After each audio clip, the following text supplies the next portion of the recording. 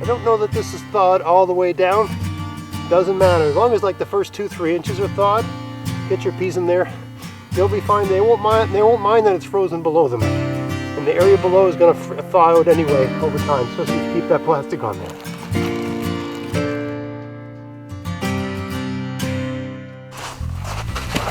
Hey, it's Greg here, and I'm out here doing a bit of gardening. I was just shooting a video talking about how you have a goal of coming out to do just one thing. And sometimes you'll get out there and do 2 or 3 things because you get motivated, you start seeing stuff. And since I was out here, it's getting a bit cold and I'm losing my light here. But I thought I'd do a follow-up video on this bed. So just a number of days ago, it's I think March 25th today. And on the 22nd, which was a Sunday, I just pulled back some of the mulch. This bed was frozen, ice. And the mulch was frozen to the soil. And so I just scraped out the mulch with a pickaxe and put this clear plastic over it and then put some rocks on it to keep it from blowing away. And I did a quick test. Looks thawed to me. So take no time to get my peas planted in here, so I thought I'd do that just to show you how easy it is to do. A little bit of weekday, end of the day gardening. So let's go. First thing I'm going to do, I'm still going to use this plastic to keep the soil nice and warm during the day to help the peas germinate. Now when you're doing that sort of thing, you got to stay on top of it, because get this out of the way before I trip over it. Because once the plants germinate, you don't want them touching the plastic. It'll kill them fairly quickly. And I don't know that this is thawed all the way down. Doesn't matter, as long as like the first 2-3 inches are thawed, get your peas in there. They'll be fine. They won't mind that it's frozen below them. And the area below is going to thaw out anyway over time, especially if you keep that plastic on there. Now it'll probably take these a week to germinate, I would guess. This is the what's it called? Super Sugar Snap pea. So it's a climbing pea, pole pea. It's the same ones I planted last year. I didn't use them all up. Plant them to about the first knuckle of your thumb. And that's all you got to do.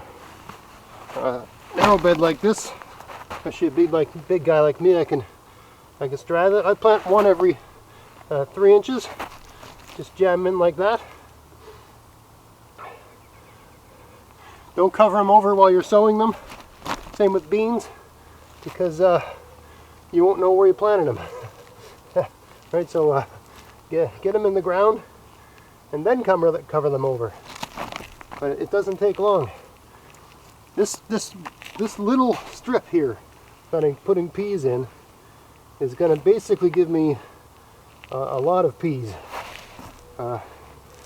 Really, the amount of peas coming off of this garden will be all the peas I can keep up with for a season at the rate that my family eats peas.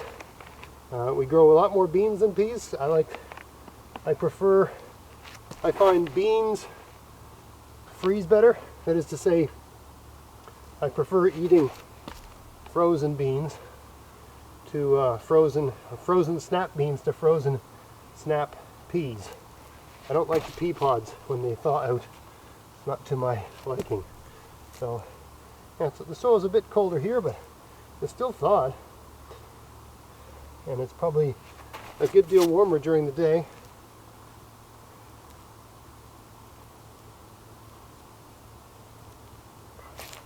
Need a couple more here. And you see how quickly it goes. You know, I was ready to go in and my hands were a bit cold, and I was just like, come on, Greg, you can do a little bit more. Right, this didn't take long at all. And you know, my peas will be available that much earlier in the year. So no real downside in my opinion. Peas are tough, they can take it. You know, the peas are just one more of those plants that it says plant as soon as soil can be worked. So this soil, as of right now, can't be worked. And yeah, I mean, we're still going to get snow, and there's still going to be nights that are below zero. I mean, we had basically a snowstorm here yesterday, and all the snow came down, and then it rained eventually, and then all the snow just disappeared. You'd never even know we had a snowstorm here yesterday. It was like a whiteout, practically. But that can happen in late March for sure.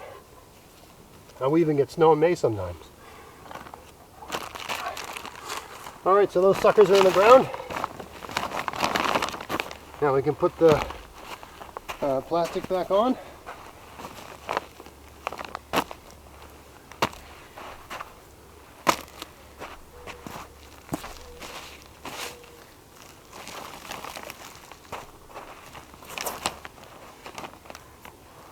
Nothing too sophisticated.